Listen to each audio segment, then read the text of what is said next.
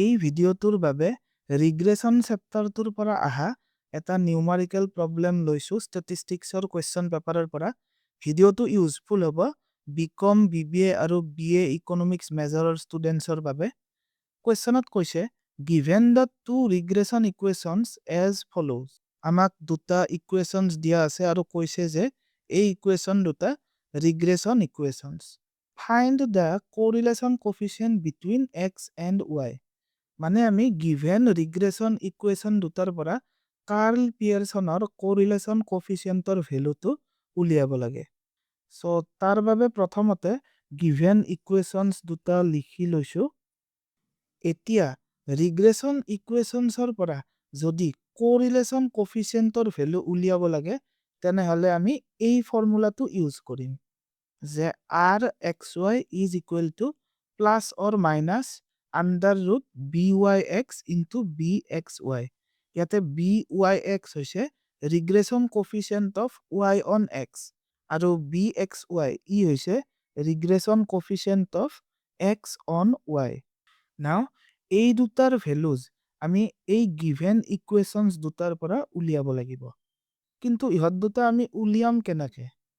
এই দুটা ভেলুজ আমি উলিয়াবৰ বাবে ৰিগ্ৰেশ্যন ইকুৱেশ্যনছ দুটা ষ্টেণ্ডাৰ্ড ফৰ্মত আমি ডিটাৰমাইন কৰিব লাগিব। Regression equation of y on x ইয়াৰ ষ্টেণ্ডাৰ্ড ফৰ্মটো হৈছে যে y equals a plus bx আৰু regression equation of x on y ইয়াৰ ষ্টেণ্ডাৰ্ড ফৰ্মটো হৈছে x is equal to c plus dy। ইয়াতে যে b2 দেখিছা এই b2 হৈছে regression coefficient of y on x আৰু ইয়াতে যোনটো ইকুৱেশ্যনটোত d দেখিছা ই হৈছে regression coefficient of x on y। So আমি এই গিভেন ইকুৱেশ্যনছ দুটা এনেকুৱা ষ্টেণ্ডাৰ্ড ফৰ্মত লৈ যাব লাগিব। সো আমি ফাৰ্ষ্টতে এই ইকুৱেশ্যনটোৰ পৰা y ৰ ভেলুটো কিমান হ'ব উলিয়াই লওঁ। তাৰ বাবে 4x আৰু 33 ইহতক ৰাইট সাইডলৈ লৈ যাম। So -5y equals -4x -33। So y equals -4x -33 by -5।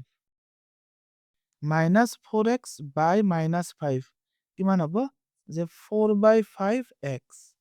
Then -33 by -5 plus 33/5।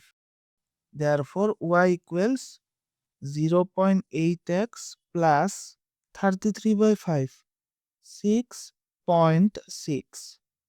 So এই ইকুৱেশ্যনটো আমি regression equation of y on x তাৰ ষ্টেণ্ডাৰ্ড ফৰ্মলৈ লৈ গলো।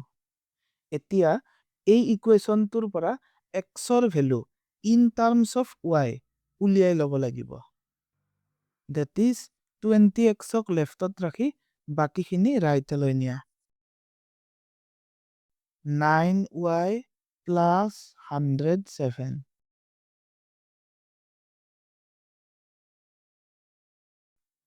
9y by 20 plus 107 by 20। Therefore x equals 9/20 0.45 y plus 107/20 5.35।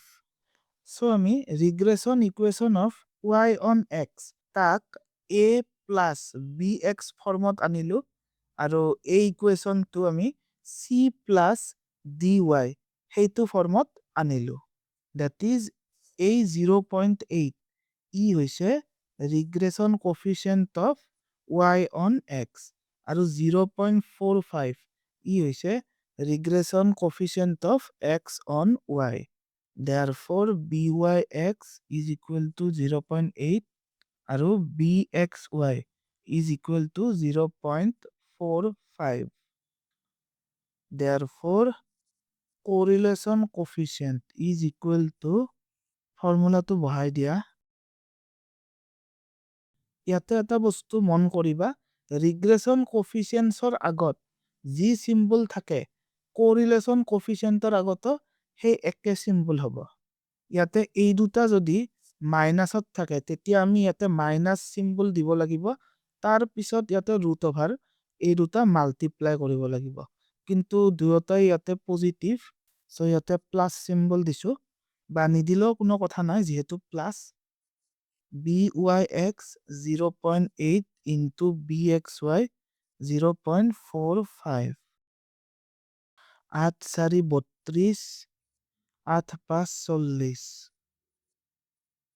0.36 so year value কিমান হ'ব যে 0.6 সো আমি গিভেন ৰিগ্ৰেশ্যন ইকুৱেশ্যনছ দুটাৰ পৰা কোৰিলেশ্যন কোফিচিয়েন্টৰ ভ্যালুটো উলিয়ালো ডেসক্ৰিপশন বক্সত আৰু কিছুমান ভিডিওজৰ লিংকস দিয়া আছে তাৰ পৰা আৰু ভিডিও চাব পাৰা আজিৰ বাবে মানে থ্যাংক ইউ